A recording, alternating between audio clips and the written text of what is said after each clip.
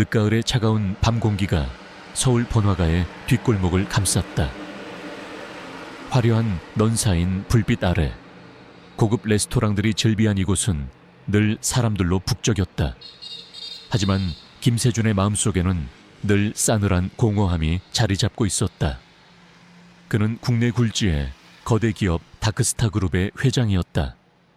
탁월한 경영 능력과 냉철한 판단력으로 재계의 거물로 불렸지만 그의 마음은 늘 과거의 그림자에 갇혀 있었다. 그의 삶은 어린 시절부터 멈춰버렸다. 그는 쌍둥이 여동생 지아를 잃은 기억으로 고통받았다. 지아는 그의 유일한 가족이자 삶의 희망이었다. 10년 전 지아는 의문의 사고로 세상을 떠났다. 경찰은 단순 사고로 사건을 종결했지만 세준은 믿을 수 없었다. 지아는 결코 약한 아이가 아니었다. 그녀의 죽음 뒤에는 분명 무언가 숨겨진 진실이 있을 터였다. 그는 지아의 죽음 뒤에 숨겨진 진실을 파헤치기 위해 필사적으로 노력했지만 거대한 벽에 부딪혔다. 결국 그는 모든 것을 포기하고 돈과 권력을 좇으며 자신의 죄책감 속에 갇혔다. 그의 삶은 이제 무미건조했다. 매일 밤 고독한 잠자리에 들었고 낮에는 무표정한 얼굴로 회의실에 앉아 있었다. 웅장한 저택은 깔끔했지만 그의 마음처럼 황량했다. 그는 자신의 성공을 증명하려는 듯 항상 더 많은 돈과 권력을 갈구했다. 그날 밤 그는 늦은 시간까지 회의를 마치고 귀가하고 있었다. 차가운 바람이 그의 뺨을 스쳤지만 그는 아무것도 느끼지 못했다. 그의 발걸음은 힘없이 바닥을 끌었다. 그때 그의 시선이 낡은 재래시장 골목으로 향했다. 시장은 이미 파장 분위기였고 낡은 포장마차들이 여기저기 널려 있었다. 그때 포장마차 한 구석에서 요란한 소리가 들려왔다. 시선이 닿은 곳에는 낡고 허름한 옷차림의 여인이 주저앉아 있었다. 그녀의 옆에는 부서진 리어카와 흩어진 국수 그릇들이 나뒹굴고 있었다. 건장한 남자 몇 명이 여인을 둘러싸고 있었다. 그들은 고급스러운 양복을 입고 있었지만 그들의 눈빛에는 오만함과 조롱이 가득했다. 그들 중 한 명은 레스토랑의 지배인으로 보이는 남자였다. 그는 낡은 시장의 이권을 장악하고 있는 지역 조폭들이었다. 이 거지 같은 년이 어딜 감히 우리가 누군 줄 알고 이딴 쓰레기를 여기다 뿌려놔. 상인회 간부로 보이는 남자가 소리쳤다. 그의 목소리에는 위협적인 기운이 감돌았다. 여인은 연신 고개를 숙이며 빌었다. 죄송합니다. 죄송합니다. 제가 실수했습니다.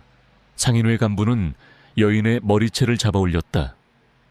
이 미친년이 아직 정신을 못 차렸군.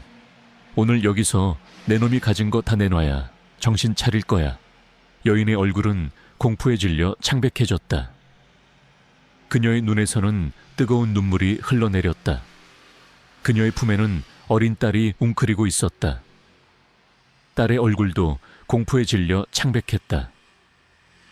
주변 상인들은 모두 숨죽이며 이 상황을 지켜보고 있었다. 누구도 감히 그들에게 맞설 수 없었다. 세준의 눈빛이 섬뜩하게 변했다.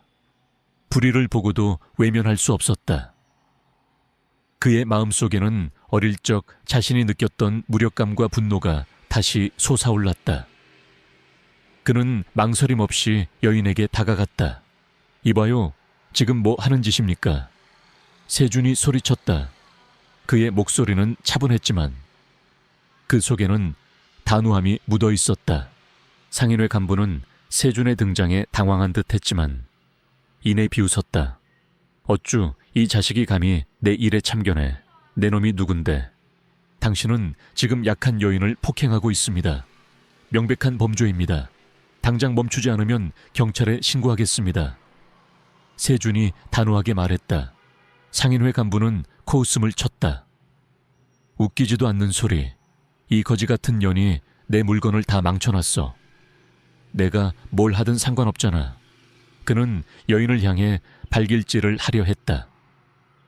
세준은 망설임 없이 그의 앞을 막아섰다.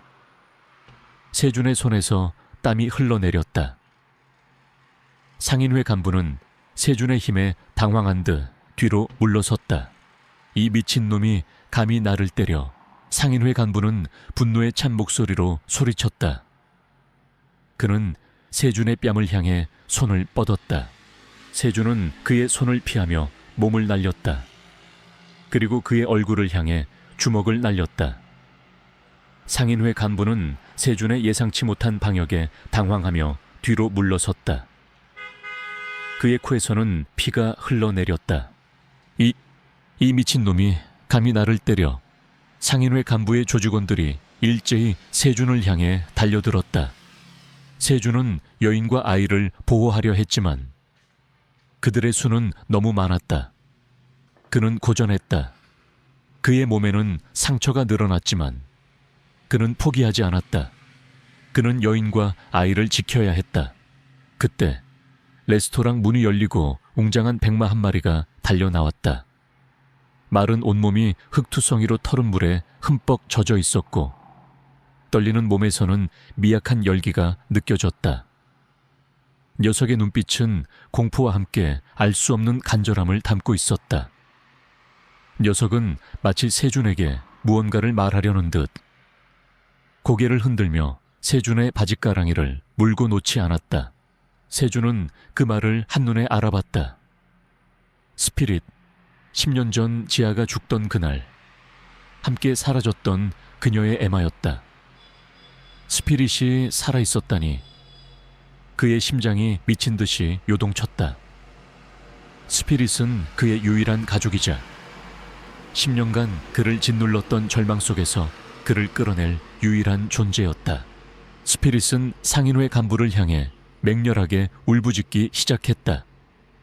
녀석의 눈빛은 증오와 분노로 이글거렸다. 스피릿은 상인회 간부를 향해 달려들었다. 상인회 간부는 스피릿의 예상치 못한 반응에 당황하며 뒤로 물러섰다.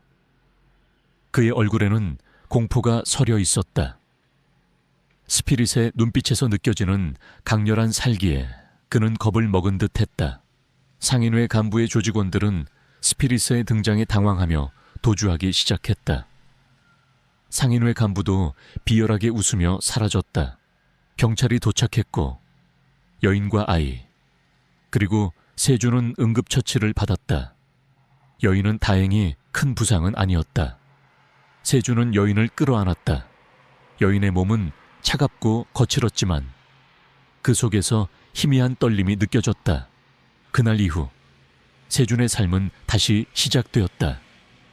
그는 여인과 아이를 구한 일에 대해 깊은 만족감을 느꼈다. 그리고 스피릿의 등장. 스피릿은 그에게 10년 전 지아의 죽음 뒤에 숨겨진 진실을 알리려는 메시지를 전달한 것이었다. 스피릿의 눈빛은 마치 이제 시작이야 라고 말하는 듯 했다. 세준은 섀도우와 함께 지아의 흔적을 쫓기로 결심했다. 그것이 그의 마지막 희망이었다. 늦가을의 차가운 밤 공기가 서울 번화가의 뒷골목을 감쌌다. 화려한 넌 쌓인 불빛 아래 고급 레스토랑들이 즐비한 이곳은 늘 사람들로 북적였다. 하지만 김세준의 마음속에는 늘 싸늘한 공허함이 자리 잡고 있었다. 그는 국내 굴지의 거대 기업 다크스타 그룹의 회장이었다. 탁월한 경영 능력과 냉철한 판단력으로 재계의 거물로 불렸지만 그의 마음은 늘 과거의 그림자에 갇혀 있었다. 그의 삶은 어린 시절부터 멈춰버렸다. 그는 쌍둥이 여동생 지아를 잃은 기억으로 고통받았다. 지아는 그의 유일한 가족이자 삶의 희망이었다. 10년 전 지아는 의문의 사고로 세상을 떠났다. 경찰은 단순 사고로 사건을 종결했지만 세준은 믿을 수 없었다. 지아는 결코 약한 아이가 아니었다. 그녀의 죽음 뒤에는 분명 무언가 숨겨진 진실이 있을 터였다. 그는 지아의 죽음 뒤에 숨겨진 진실을 파헤치기 위해 필사적으로 노력했지만 거대한 벽에 부딪혔다. 결국 그는 모든 것을 포기하고 돈과 권력을 좇으며 자신의 죄책감 속에 갇혔다. 그의 삶은 이제 무미건조했다. 매일 밤 고독한 잠자리에 들었고 낮에는 무표정한 얼굴로 회의실에 앉아 있었다. 웅장한 저택은 깔끔했지만 그의 마음처럼 황량했다. 그는 자신의 성공을 증명하려는 듯 항상 더 많은 돈과 명예를 갈구했다. 그날 밤 그는 늦은 시간까지 회의를 마치고 귀가하고 있었다. 차가운 바람이 그의 뺨을 스쳤지만 그는 아무것도 느끼지 못했다. 그의 발걸음은 힘없이 바닥을 끌었다. 그때 그의 시선이 낡은 재래시장 골목으로 향했다. 시장은 이미 파장 분위기였고 낡은 포장마차들이 여기저기 널려 있었다. 그때 포장마차 한 구석에서 요란한 소리가 들려왔다. 시선이 닿은 곳에는 낡고 허름한 옷차림의 여인이 주저앉아 있었다. 그녀의 옆에는 부서진 리어카와 흩어진 국수 그릇들이 나뒹굴고 있었다.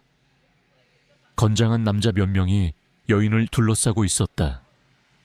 그들은 고급스러운 양복을 입고 있었지만 그들의 눈빛에는 오만함과 조롱이 가득했다. 그들 중 한 명은 레스토랑의 지배인으로 보이는 남자였다. 그는 낡은 시장의 이권을 장악하고 있는 지역 조폭들이었다. 이 거지 같은 년이 어딜 감히 우리가 누군 줄 알고 이딴 쓰레기를 여기다 뿌려놔. 상인회 간부로 보이는 남자가 소리쳤다. 그의 목소리에는 위협적인 기운이 감돌았다. 여인은 연신 고개를 숙이며 빌었다. 죄송합니다. 죄송합니다. 제가 실수했습니다. 상인회 간부는 여인의 머리채를 잡아 올렸다. 이 미친년이 아직 정신을 못 차렸군. 오늘 여기서 내 놈이 가진 거 다 내놔야 정신 차릴 거야. 여인의 얼굴은 공포에 질려 창백해졌다. 그녀의 눈에서는 뜨거운 눈물이 흘러내렸다. 그녀의 품에는 어린 딸이 웅크리고 있었다. 딸의 얼굴도 공포에 질려 창백했다. 주변 상인들은 모두 숨죽이며 이 상황을 지켜보고 있었다. 누구도 감히 그들에게 맞설 수 없었다. 세준의 눈빛이 섬뜩하게 변했다. 불의를 보고도 외면할 수 없었다. 그의 마음속에는 어릴 적 자신이 느꼈던 무력감과 분노가 다시 솟아올랐다. 그는 망설임 없이 여인에게 다가갔다. 이봐요, 지금 뭐 하는 짓입니까? 세준이 소리쳤다. 그의 목소리는 차분했지만 그 속에는 단호함이 묻어 있었다. 상인회 간부는 세준의 등장에 당황한 듯 했지만 이내 비웃었다. 어쭈, 이 자식이 감히 내 일에 참견해. 내 놈이 누군데. 당신은 지금 약한 여인을 폭행하고 있습니다. 명백한 범죄입니다. 당장 멈추지 않으면 경찰에 신고하겠습니다. 세준이 단호하게 말했다. 상인회 간부는 코웃음을 쳤다. 웃기지도 않는 소리. 이거지 같은 년이 내 물건을 다 망쳐놨어. 내가 뭘 하든 상관없잖아. 그는 여인을 향해 발길질을 하려 했다. 세준은 망설임 없이 그의 앞을 막아섰다. 세준의 손에서 땀이 흘러내렸다. 상인회 간부는 세준의 힘에 당황한 듯 뒤로 물러섰다. 이 미친놈이 감히 나를 때려. 상인회 간부는 분노에 찬 목소리로 소리쳤다. 그는 세준의 뺨을 향해 손을 뻗었다. 세준은 그의 손을 피하며 몸을 날렸다. 그리고 그의 얼굴을 향해 주먹을 날렸다. 상인회 간부는 세준의 예상치 못한 방역에 당황하며 뒤로 물러섰다. 그의 코에서는 피가 흘러내렸다. 아이, 이 미친놈이 감히 나를 때려. 상인회 간부의 조직원들이 일제히 세준을 향해 달려들었다. 세준은 여인과 아이를 보호하려 했지만 그들의 수는 너무 많았다. 그는 고전했다. 그의 몸에는 상처가 늘어났지만 그는 포기하지 않았다. 그는 여인과 아이를 지켜야 했다. 그때 레스토랑 문이 열리고 웅장한 백마 한 마리가 달려나왔다. 마른 온몸이 흙투성이로 털은 물에 흠뻑 젖어 있었고 떨리는 몸에서는 미약한 열기가 느껴졌다. 녀석의 눈빛은 공포와 함께 알 수 없는 간절함을 담고 있었다. 녀석은 마치 세준에게 무언가를 말하려는 듯 고개를 흔들며 세준의 바짓가랑이를 물고 놓지 않았다. 세준은 그 말을 한눈에 알아봤다. 스피릿. 10년 전 지아가 죽던 그날 함께 사라졌던 그녀의 애마였다. 스피릿이 살아있었다니 그의 심장이 미친 듯이 요동쳤다. 스피릿은 그의 유일한 가족이자 10년간 그를 짓눌렀던 절망 속에서 그를 끌어낼 유일한 존재였다. 스피릿은 상인회 간부를 향해 맹렬하게 울부짖기 시작했다. 녀석의 눈빛은 증오와 분노로 이글거렸다. 스피릿은 상인회 간부를 향해 달려들었다. 상인회 간부는 스피릿의 예상치 못한 반응에 당황하며 뒤로 물러섰다. 그의 얼굴에는 공포가 서려 있었다. 스피릿의 눈빛에서 느껴지는 강렬한 살기에 그는 겁을 먹은 듯했다. 상인회 간부의 조직원들은 스피릿의 등장에 당황하며 도주하기 시작했다. 상인회 간부도 비열하게 웃으며 사라졌다. 경찰이 도착했고 여인과 아이 그리고 세준은 응급처치를 받았다. 여인은 다행히 큰 부상은 아니었다. 세준은 여인을 끌어안았다. 여인의 몸은 차갑고 거칠었지만 그 속에서 희미한 떨림이 느껴졌다. 그날 이후 세준의 삶은 다시 시작되었다. 그는 여인과 아이를 구한 일에 대해 깊은 만족감을 느꼈다. 그리고 스피릿의 등장. 스피릿은 그에게 10년 전 지아의 죽음 뒤에 숨겨진 진실을 알리려는 메시지를 전달한 것이었다. 스피릿의 눈빛은 마치 이제 시작이야 라고 말하는 듯했다. 세준은 섀도우와 함께 지아의 흔적을 쫓기로 결심했다. 그것이 그의 마지막 희망이었다. 늦가을의 차가운 밤 공기가 서울 번화가의 뒷골목을 감쌌다. 화려한 넌 쌓인 불빛 아래 고급 레스토랑들이 즐비한 이곳은 늘 사람들로 북적였다. 하지만 김세준의 마음속에는 늘 싸늘한 공허함이 자리 잡고 있었다. 그는 국내 굴지의 거대 기업 다크스타 그룹의 회장이었다.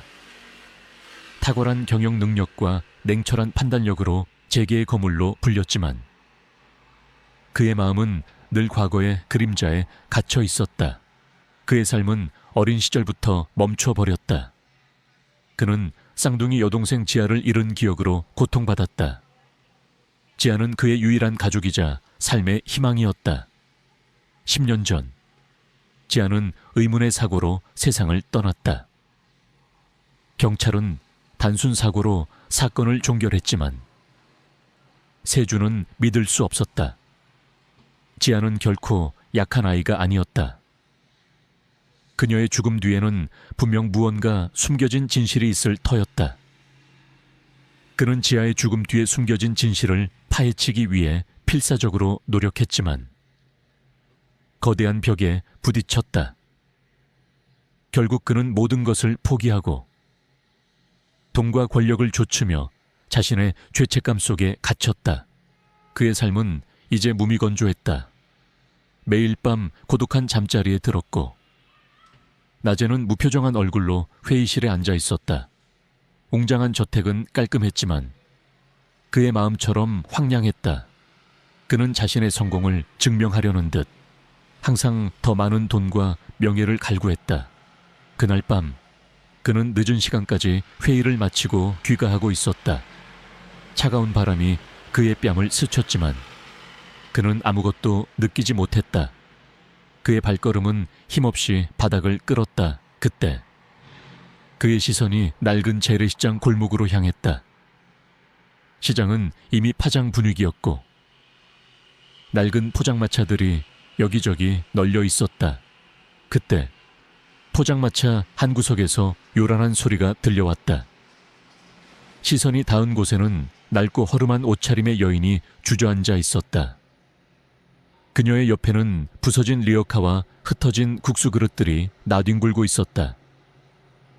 건장한 남자 몇 명이 여인을 둘러싸고 있었다. 그들은 고급스러운 양복을 입고 있었지만 그들의 눈빛에는 오만함과 조롱이 가득했다. 그들 중 한 명은 레스토랑의 지배인으로 보이는 남자였다. 그는 낡은 시장의 이권을 장악하고 있는 지역 조폭들이었다. 이 거지 같은 년이 어딜 감히 우리가 누군 줄 알고 이딴 쓰레기를 여기다 뿌려놔. 상인회 간부로 보이는 남자가 소리쳤다. 그의 목소리에는 위협적인 기운이 감돌았다. 여인은 연신 고개를 숙이며 빌었다. 죄송합니다. 죄송합니다. 제가 실수했습니다. 상인회 간부는 여인의 머리채를 잡아 올렸다. 이 미친년이 아직 정신을 못 차렸군. 오늘 여기서 내 놈이 가진 거 다 내놔야 정신 차릴 거야. 여인의 얼굴은 공포에 질려 창백해졌다. 그녀의 눈에서는 뜨거운 눈물이 흘러내렸다. 그녀의 품에는 어린 딸이 웅크리고 있었다. 딸의 얼굴도 공포에 질려 창백했다.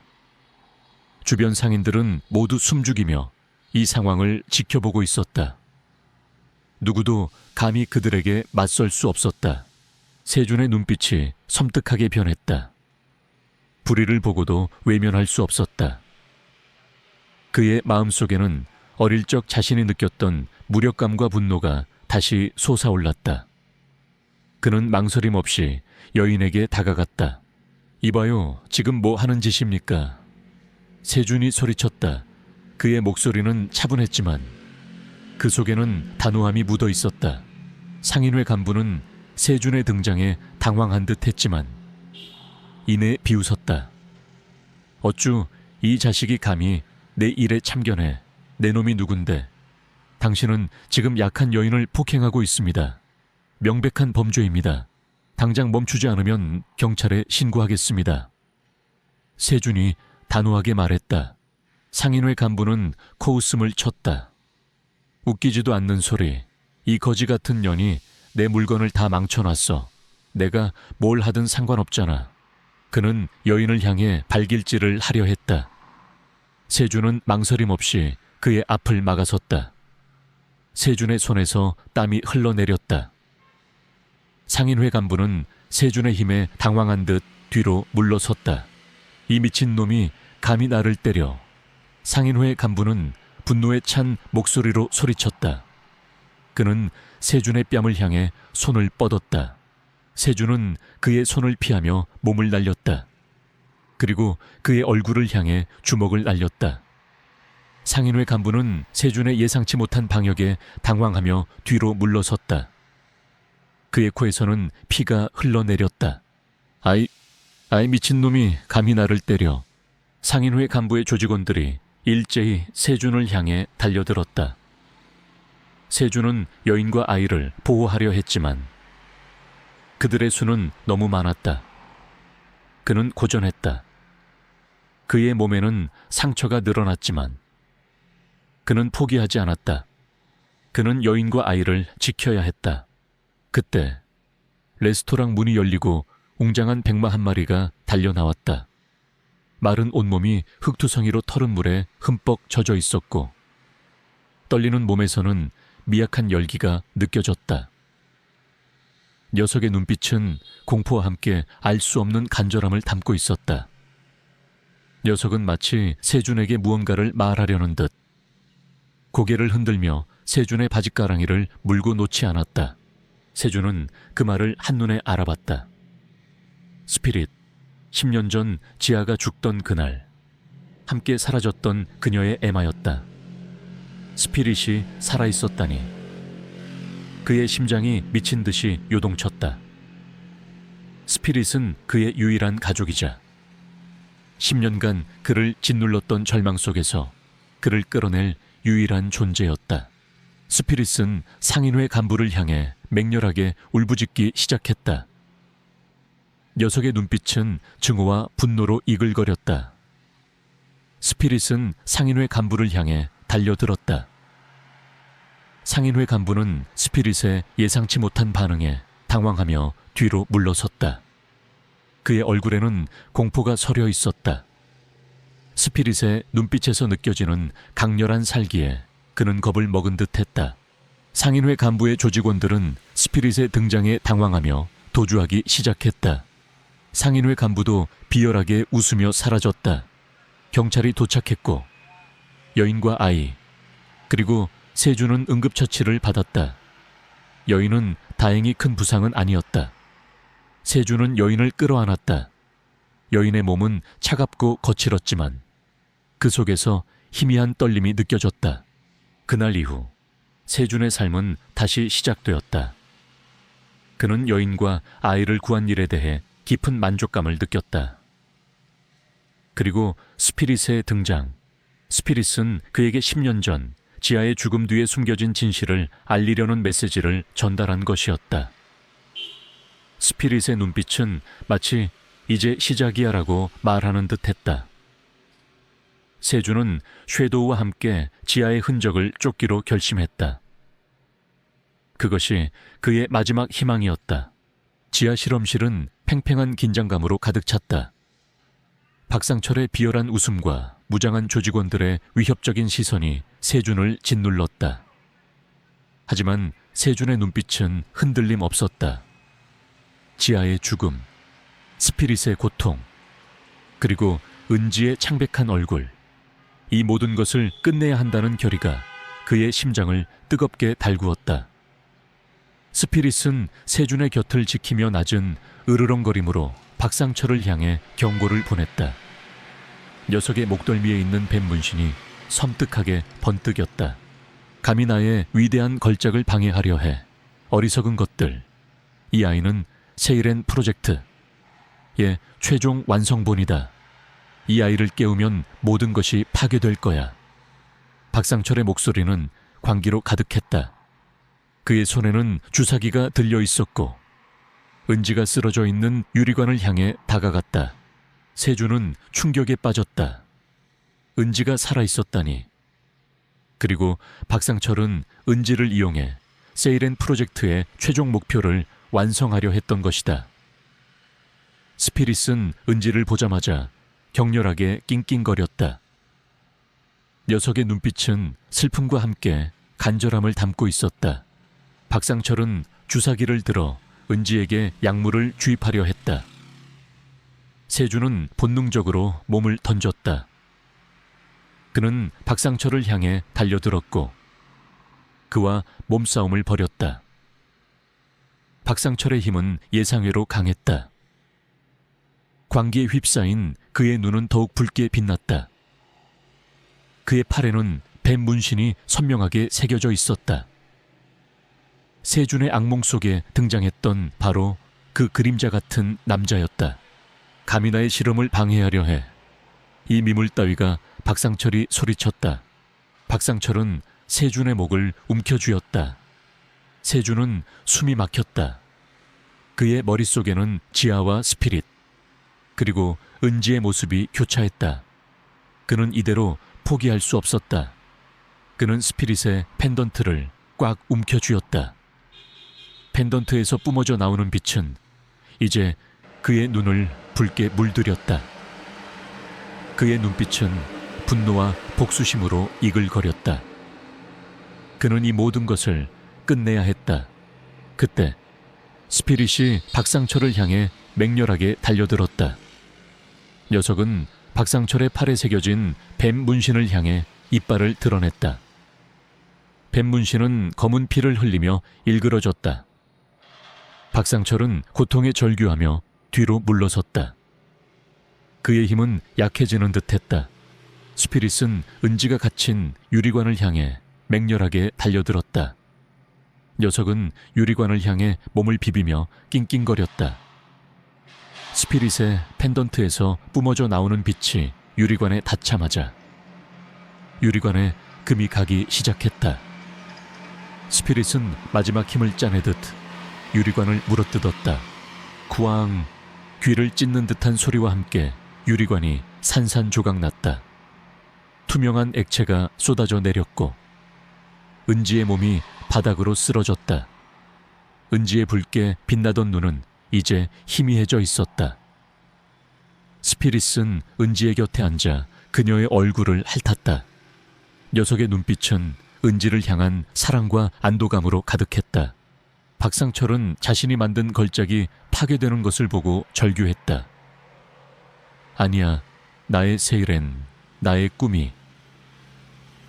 그 순간 김지훈이 경찰 특공대와 함께 실험실 안으로 진입했다. 김지훈은 세준의 마지막 연락을 받고 지원 요청을 했던 것이다. 경찰 특공대는 박상철과 그의 조직원들을 모두 체포했다. 박상철은 자신이 아난타 조직의 핵심 인물임을 자백했고 세이렌 프로젝트를 통해 새로운 초인들을 만들어 아난타의 부활을 꿈꿨다고 실토했다. 그는 은지를 납치하여 그녀의 특별한 유전자를 이용해 실험을 진행했으며 스피릿을 이용하여 그들의 비밀을 지키려 했음을 털어놓았다. 아난타 조직은 마침내 완전히 뿌리 뽑혔다. 그들의 모든 비밀과 잔혹한 범죄들이 세상에 드러났고 그들은 법의 심판을 받게 되었다. 세준은 은지를 끌어안았다. 은지는 약물 부작용으로 인해 쇠약했지만 세준의 따뜻한 온기에 안정을 찾는 듯했다. 은지는 병원으로 이송되었고 뱀의 눈물을 이용한 치료를 통해 건강을 되찾았다. 은지의 부모는 세준에게 감사 인사를 전하며 눈물을 흘렸다. 세준은 이제 더 이상 과거의 그림자에 갇혀있지 않았다. 그는 스피릿의 희생과 지아의 헌신을 기억하며 새로운 삶을 살아가기로 결심했다. 그의 곁에는 스피릿과 구출된 아이들, 그리고 그의 심장 속에는 지아의 영혼이 살아 숨쉬고 있었다. 그는 이제 단순한 청년이 아니었다. 스피릿이 선택한 정의를 수호하는 이 세상의 진정한 영웅으로 그의 새로운 삶은 이제 막 시작되었다. 그는 어둠을 밝히는 한 줄기 빛이 되어 스피릿의 희생이 결코 헛되지 않았음을 증명할 것이었다. 연구소 지하 실험실은 팽팽한 긴장감으로 가득 찼다. 박상철의 비열한 웃음과 무장한 조직원들의 위협적인 시선이 세준을 짓눌렀다. 하지만 세준의 눈빛은 흔들림 없었다. 지아의 죽음, 스피릿의 고통, 그리고 은지의 창백한 얼굴, 이 모든 것을 끝내야 한다는 결의가 그의 심장을 뜨겁게 달구었다. 스피릿은 세준의 곁을 지키며 낮은 으르렁거림으로 박상철을 향해 경고를 보냈다. 녀석의 목덜미에 있는 뱀 문신이 섬뜩하게 번뜩였다. 내 놈의 추악한 야망은 여기서 끝이다. 세준은 스피릿의 펜던트를 꽉 움켜쥐고 박상철을 향해 달려들었다. 펜던트에서 뿜어져 나오는 빛은 이제 그의 눈을 붉게 물들였다. 박상철은 세준의 예상치 못한 공격에 당황하며 총을 빼들어 겨눴다. 총성이 울려 퍼졌다. 세준은 스피릿의 펜던트에서 뿜어져 나오는 힘을 이용해 총알을 피했다. 그의 움직임은 예측 불가능했고 그의 주먹은 강력했다. 박상철은 세준의 예상치 못한 힘에 당황하며 뒤로 물러섰다. 조직원들이 일제히 세준을 향해 달려들었지만 세준은 스피릿의 힘을 이용해 그들을 압도했다. 그의 몸은 마치 그림자처럼 유연하게 움직였고 그의 주먹은 번개처럼 빠르고 정확했다. 조직원들은 속수무책으로 당할 수밖에 없었다. 박상철은 상황이 불리해지자 비열하게 웃으며 실험실 중앙에 있는 거대한 유리관을 향해 손을 뻗었다. 유리관 안에는 알 수 없는 액체가 가득 차 있었고 그 속에는 작고 어린아이가 잠들어 있었다. 은지, 세준의 어린 시절 악몽 속에 등장했던 10년 전 실종된 바로 그 아이였다. 그녀는 세준의 옛 사업 파트너의 딸이었다. 감히 나의 위대한 걸작을 방해하려 해. 어리석은 것들. 이 아이는 세이렌 프로젝트스 에몰라라의 최종 완성본이다. 이 아이를 깨우면 모든 것이 파괴될 거야. 박상철의 목소리는 광기로 가득했다. 세주는 충격에 빠졌다. 은지가 살아있었다니. 그리고 박상철은 은지를 이용해 세이렌 프로젝트의 최종 목표를 완성하려 했던 것이다. 스피릿은 은지를 보자마자 격렬하게 낑낑거렸다. 녀석의 눈빛은 슬픔과 함께 간절함을 담고 있었다. 박상철은 유리관을 향해 알 수 없는 주문을 외우기 시작했다. 유리관 안의 액체가 격렬하게 흔들리더니 잠들어 있던 은지의 눈이 천천히 뜨였다. 은지의 눈동자는 붉게 빛나고 있었다. 안 돼. 저 아이를 깨우면 안 됩니다. 세준이 절규했다. 저 아이는 아직 통제 불능 상태입니다.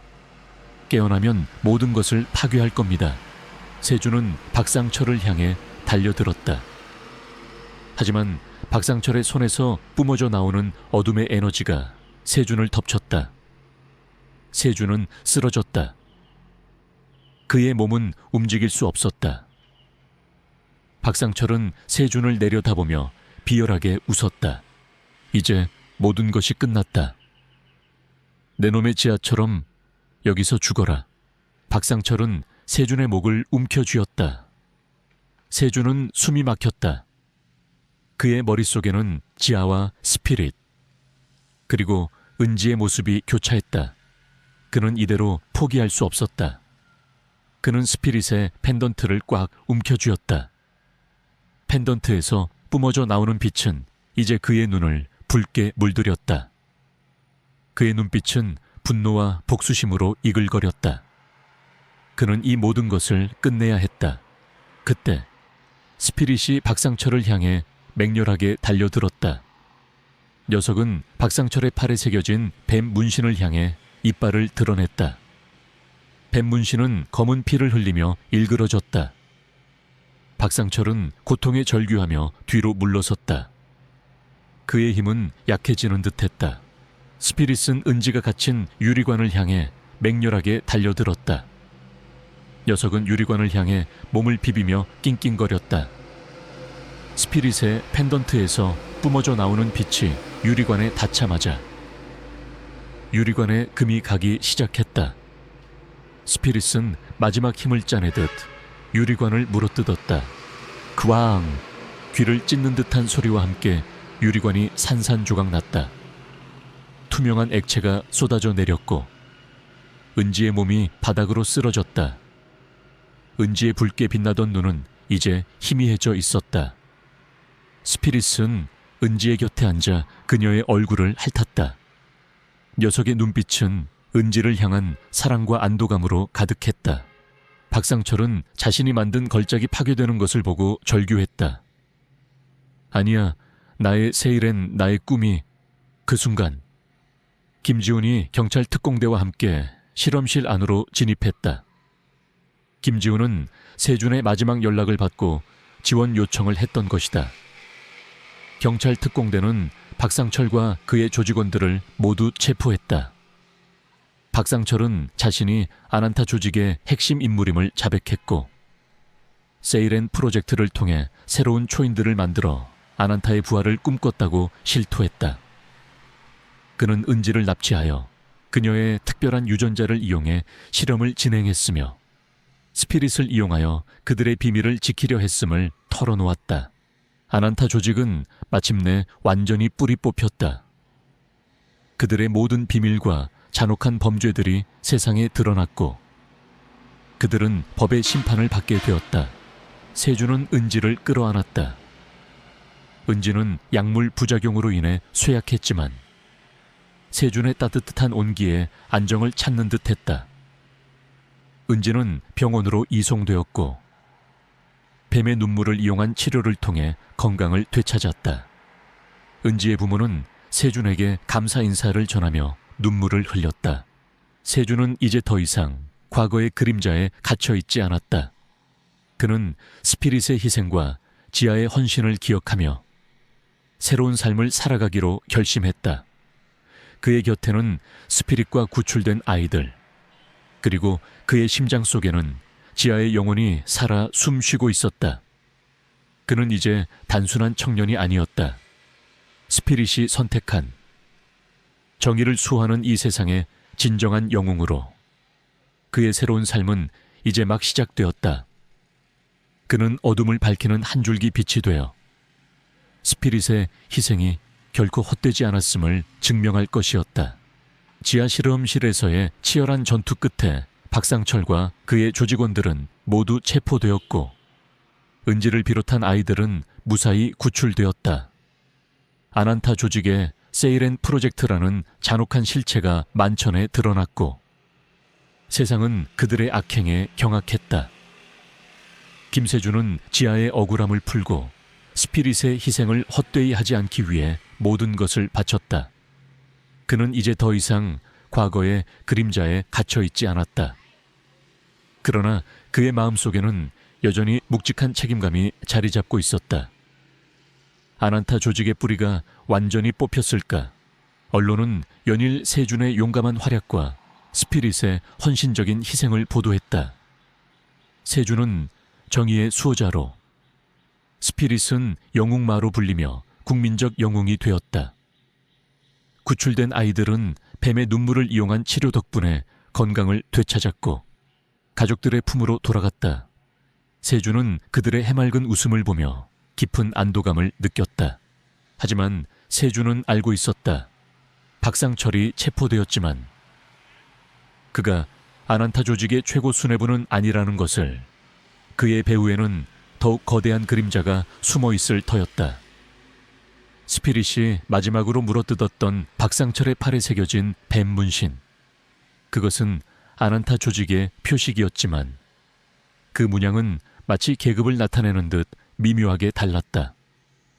세준은 아난타의 진짜 두목을 찾아내고 그들의 모든 악행을 끝내야 한다고 생각했다. 김지훈은 세준의 든든한 조력자가 되어주었다. 그는 박상철의 자백과 압수된 증거들을 분석하며 아난타 조직의 실체를 파헤쳤다. 그들은 아난타가 전 세계적으로 활동하는 거대한 범죄 조직이며 각국의 고위층 인사들과 연결되어 있음을 알아냈다. 그들은 막강한 자금력과 함께 비밀스러운 연구시설과 무장 세력을 보유하고 있었다. 수사 과정은 험난했다. 아난타 조직의 잔당들은 교활했고 그들의 흔적은 철저히 은폐되어 있었다. 그들은 김지훈과 세준의 목숨까지 위협하며 수사를 방해했다. 세준은 스피릿의 펜던트가 떨리는 것을 느꼈다. 펜던트는 위험이 다가올 때마다 경고를 보냈고 그들을 안전하게 이끌었다. 지아의 영혼이 그의 곁에서 그를 지키는 듯했다. 며칠 밤낮없이 조사한 끝에 그들은 아난타 조직의 진짜 두목이 그림자 회장이라는 인물이라는 사실을 알아냈다. 그림자 회장은 겉으로는 자선사업가이자 거대 기업의 총수로 알려져 있었지만 실상은 아난타 조직의 창시자이자 모든 음모의 배후였다. 그는 뱀의 눈물을 이용해 영생을 얻고 세상을 지배하려 했다. 그의 팔에는 가장 크고 화려한 뱀 문신이 선명하게 새겨져 있었다. 세준은 그림자 회장의 존재를 알게 되자마자 분노에 휩싸였다. 지아의 죽음, 스피릿의 희생, 은지의 고통, 그리고 수많은 아이들의 희생, 이 모든 비극의 근원이 바로 그림자 회장이었다. 그는 그를 잡고 아난타 조직의 모든 악행을 끝내야 한다고 생각했다. 김지훈은 그림자 회장의 체포를 위해 경찰 특공대와 함께 작전을 계획했다. 그림자 회장은 서울 도심에 위치한 자신의 초고층 빌딩 최상층에 비밀 거점을 두고 있었다. 빌딩은 삼엄한 경비 시스템과 첨단 방어 시설로 보호되고 있었고 침입은 불가능에 가까웠다. 그날 밤 세준과 김지훈 그리고 경찰 특공대는 그림자 회장의 비밀 거점으로 향했다. 어둠 속에서 빌딩은 거대한 그림자를 들이우고 있었다. 세준은 스피릿의 펜던트가 떨리는 것을 느꼈다. 펜던트에서 뿜어져 나오는 빛은 이제 그의 눈을 붉게 물들였다. 지하의 영혼이 그의 곁에서 함께 싸우는 듯했다. 경찰 특공대가 빌딩 안으로 진입했다. 하지만 그림자 회장은 이미 그들의 침입을 감지하고 있었다. 빌딩 내부는 순식간에 아수라장이 되었다.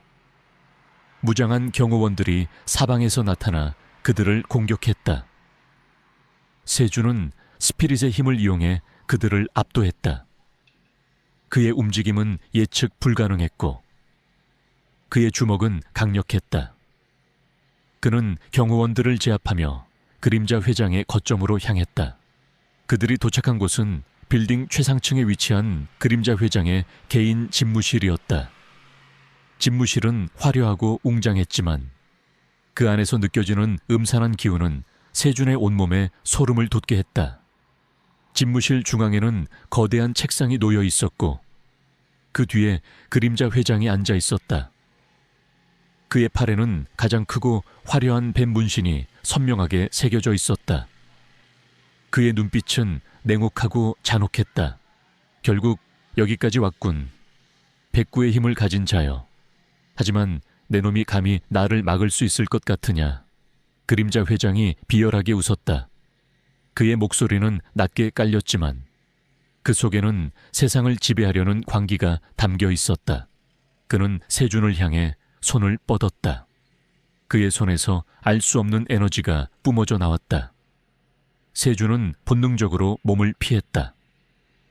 그림자 회장의 힘은 예상외로 강했다.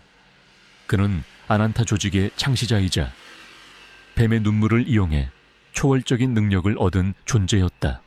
그림자 회장은 세준에게 맹렬하게 공격을 퍼부었다. 세준은 고전했다. 그의 움직임은 빠르고 정확했으며 그의 공격은 강력했다. 세준의 몸은 상처투성이가 되었다. 하지만 그녀는 포기하지 않았다. 지하의 죽음, 스피릿의 희생, 그리고 수많은 아이들의 고통이 그녀에게 용기를 불어넣었다. 그녀는 스피릿의 펜던트를 꽉 움켜쥐었다. 펜던트에서 뿜어져 나오는 빛은 이제 그녀의 몸을 감싸는 듯했다.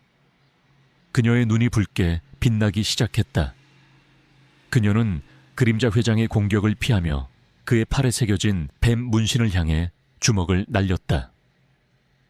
뱀 문신이 새겨진 살같이 찢어지며 검은 피가 쏟아져 나왔다. 그림자 회장은 고통에 절규하며 쓰러졌다. 그의 힘은 약해지는 듯했다. 이럴 수가 나의 힘이... 그때 경찰 특공대가 집무실 안으로 진입했다. 김지훈이 미리 지원 요청을 했던 것이다. 경찰 특공대는 그림자 회장과 그의 마지막 조직원들을 모두 체포했다.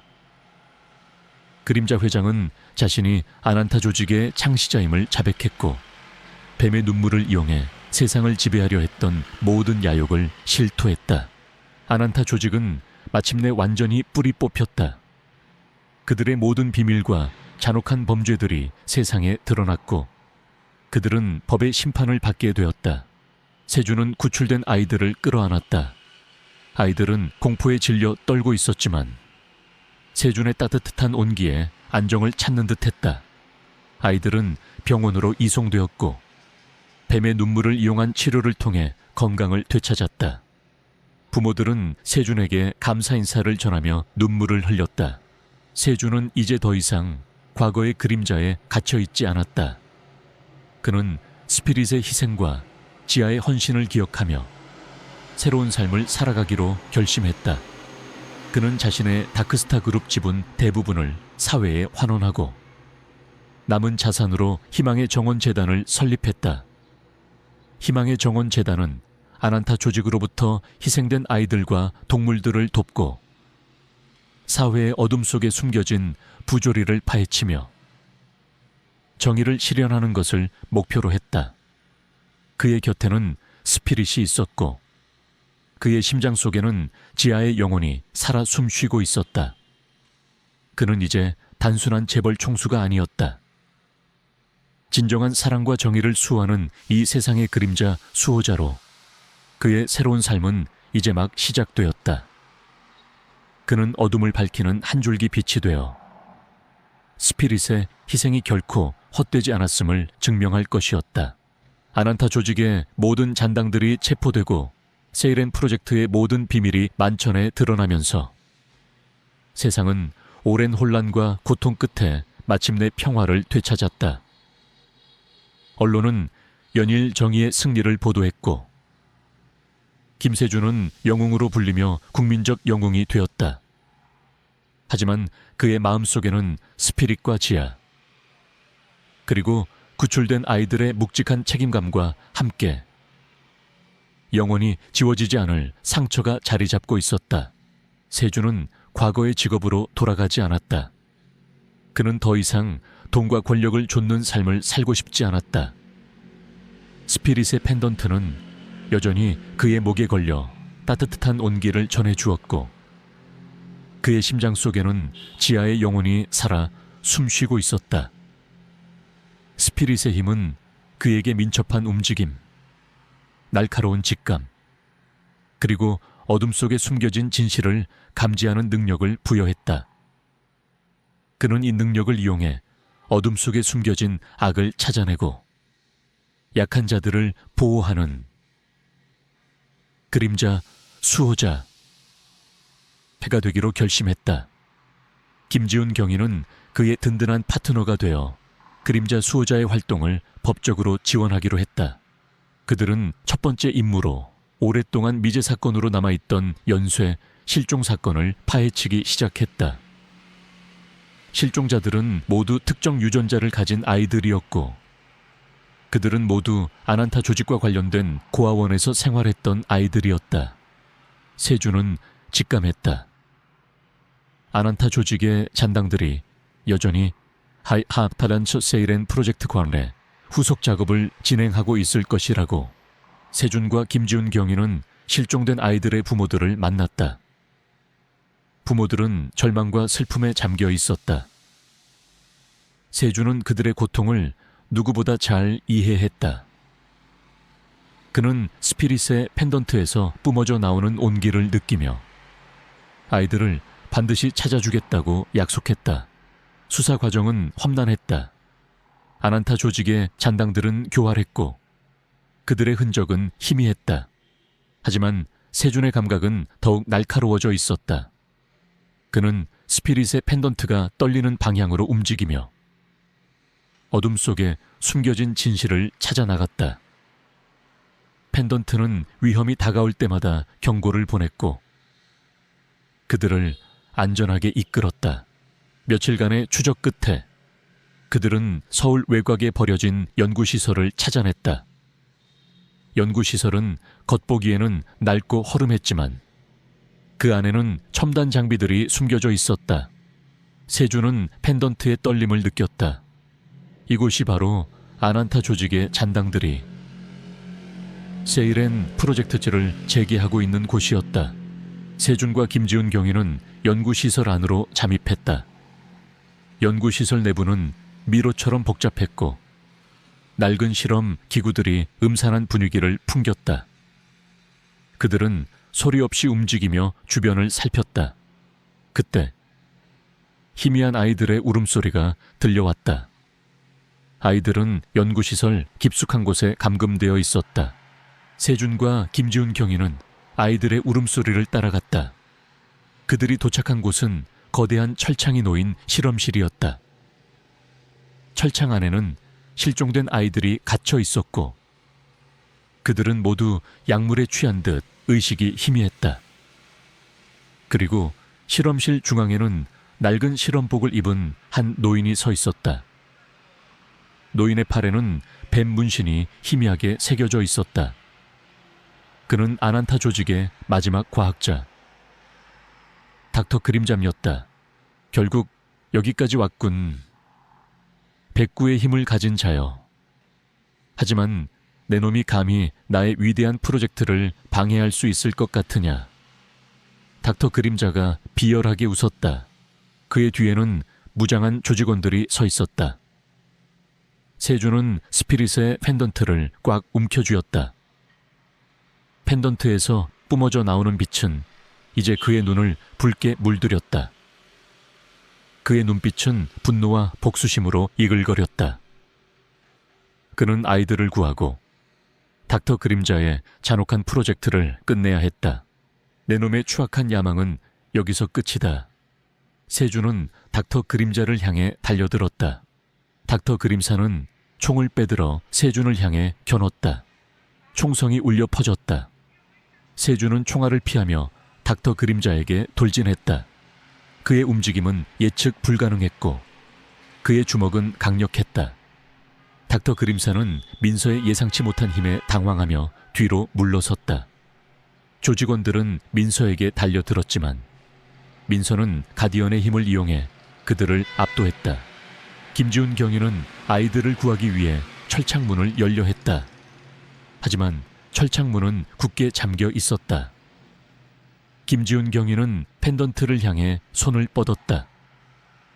펜던트에서 뿜어져 나오는 빛이 철창문에 닿자마자 철창문이 굉음을 내며 열리기 시작했다. 스피릿의 힘이 그들에게 또 다른 기적을 선사한 것이다. 아이들이 철창 밖으로 뛰쳐나왔다. 김지훈 경위는 아이들을 보호하며 실험실 밖으로 대피시켰다. 닥터 그림자는 아이들이 도망치는 것을 보고 분노에 휩싸였다. 젠장 내 위대한 걸작들이. 그는 민서를 향해 달려들었다. 그의 팔에 새겨진 뱀 문신이 붉게 빛났다. 그의 손에서 알 수 없는 에너지가 뿜어져 나왔다. 민서는 닥터 그림자의 공격을 피하며 그의 팔에 새겨진 뱀 문신을 향해 주먹을 날렸다. 뱀 문신이 새겨진 살같이 찢어지며 검은 피가 쏟아져 나왔다. 닥터 그림사는 고통에 절규하며 쓰러졌다. 그의 힘은 약해지는 듯했다. 그때 경찰 특공대가 연구시설 안으로 진입했다. 김지훈 경위가 지원 요청을 했던 것이다. 경찰 특공대는 닥터 그림자와 그의 조직원들을 모두 체포했다. 닥터 그림사는 자신이 아난타 조직의 마지막 잔당임을 자백했고 세이렌 프로젝트를 통해 새로운 초인들을 만들어 아난타의 부활을 꿈꿨다고 실토했다. 아난타 조직은 마침내 완전히 뿌리 뽑혔다. 그들의 모든 비밀과 잔혹한 범죄들이 세상에 드러났고 그들은 법의 심판을 받게 되었다. 세주는 아이들을 끌어안았다. 아이들은 공포에 질려 떨고 있었지만 세준의 따뜻한 온기에 안정을 찾는 듯했다. 아이들은 병원으로 이송되었고 뱀의 눈물을 이용한 치료를 통해 건강을 되찾았다. 부모들은 세준에게 감사 인사를 전하며 눈물을 흘렸다. 세준은 이제 더 이상 과거의 그림자에 갇혀 있지 않았다. 그는 스피릿의 희생과 지하의 헌신을 기억하며 새로운 삶을 살아가기로 결심했다. 그는 자신의 다크스타 그룹 지분 대부분을 사회에 환원하고 남은 자산으로 희망의 정원 재단을 설립했다. 희망의 정원 재단은 아난타 조직으로부터 희생된 아이들과 동물들을 돕고 사회의 어둠 속에 숨겨진 부조리를 파헤치며 정의를 실현하는 것을 목표로 했다.